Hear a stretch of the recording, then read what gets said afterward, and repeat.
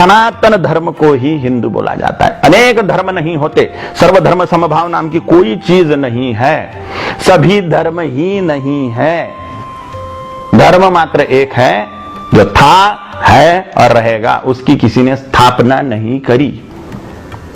धर्म की कोई स्थापना नहीं कर सकता, धर्म की संरक्षण हो सकता है सीधे ईश्वर के द्वारा। ब्रह्मांडी नियम बनाए गए हैं, इसलिए भगवत गीता में ईश्वर बोल सकते हैं कि धर्म संस्थापनार्थाय संभवामि युगे युगे, कि मैं धर्म की संस्थापना के लिए और अधर्म के नाश के लिए आऊंगा। ईश्वर कर सकता है, ईश्वर का कोई दूत या फलाना या ढिकलाना ये काम नहीं कर सकता है। धर्म था, है और रहेगा। यह सृष्टि जब से बनी है तब से धर्म था, है और रहेगा। इसीलिए सनातन शब्द उसमें जुड़ता है। सनातन शब्द का अर्थ है जो था, है और रहेगा। वह सनातन धर्म, उसी को हिंदू धर्म, आर्य संस्कृति, देव संस्कृति उसी को कहा जाता है। इसी हिंदुओं में 6 परंपराएं हैं साधना की।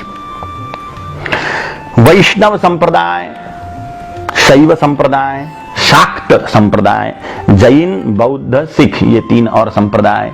ये 6 साधना संप्रदाय, रस्ते, ईश्वर को अथवा परम सत्य को पाने के रस्ते माने पंथ। ये 6 पंथ मिलकर सनातन हिंदू धर्म है। इस्लाम और क्रिश्चियनिटी इसमें नहीं है। इस्लाम क्रिश्चियनिटी भारत की वस्तु ही नहीं है।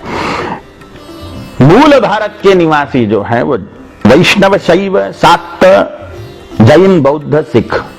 जैन, बौद्ध, सिख ये तो सबको मालूम है, लेकिन वैष्णव, शैव और शाक्त ये शब्द सबको नहीं मालूम।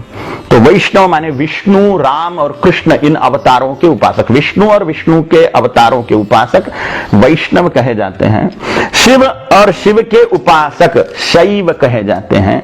शक्ति माने देवी, देवी के उपासकों को शक्ति के उपासक होने के कारण शाक्त कहा जाता है। वैष्णव, शैव, शाक्त ये 3 साधना पंथ। जैन, बौद्ध और सिख ये और 3 साधना पंथ। ये 6 साधना पंथ मिलाकर सनातन हिंदू धर्म है, जिन पर डॉक्टर बाबा साहेब आंबेडकर जी ने हिंदू लॉ लागू किया है। इसलिए सर्वधर्म नहीं होते, धर्म मात्र एक ही है। अकाट्य ब्रह्मांडीय नियम है जो किसी ने बनाए नहीं है, वो ईश्वर के द्वारा बने हुए हैं, ईश्वर के द्वारा बनाए गए हैं, वो किसी व्यक्ति ने नहीं बनाए हैं। इसलिए सर्वधर्म समभाव नाम की कोई चीज नहीं होती। इसलिए पूर्णतः अपने धर्म पर सुदृढ़ रहना, इसको कट्टर बोलते हैं और प्रत्येक हिंदू ने कट्टर हिंदू होना चाहिए। जी, तो महाराज कट्टरता और उदारवाद में क्या अंतर है? उदारवाद नाम की क्या चीज है मेरे को आज तक के समझ में नहीं आई। हिंदुओं को डोमिनेट करना और अन्य लोगों को सर पे बिठाना, यह अगर उदारवाद है तो चूल्हे में जाए, ऐसा उदारवाद नहीं चाहिए।